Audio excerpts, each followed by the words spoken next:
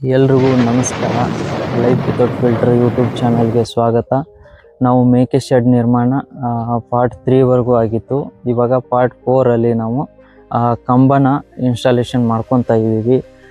ಮುಂದೆ ಬಂದ್ಬಿಟ್ಟು ನಮಗೆ 12 ಫೀಟು, ಆಮೇಲೆ ಹಿಂದೆ ಬಂದ್ಬಿಟ್ಟು 10 ಫೀಟು, ಅಂದರೆ 1 ಫೀಟು 1.5 ಫೀಟು ಕೆಳಗಡೆ ಹೋಗುತ್ತೆ.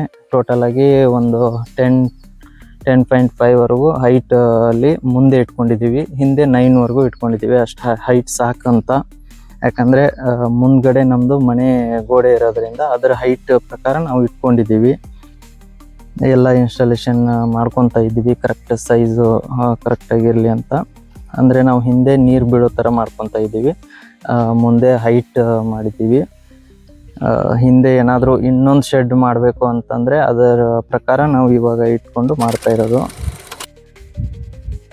ಕಂಬಕ್ಕೆ ಎಷ್ಟು ಅಮೌಂಟ್ ಹೋಯಿತು ಅಂತ ವಿಡಿಯೋ ಎಂಡಲ್ಲಿ ಹಾಕಿರ್ತೀನಿ, ನೋಡ್ಕೋಬೋದು. ಹಾಗೆ ನಮ್ಮ ಯೂಟ್ಯೂಬ್ ಚಾನಲ್ನ ಸಬ್ಸ್ಕ್ರೈಬ್ ಮಾಡ್ಕೊಳ್ಳಿ. Thank you.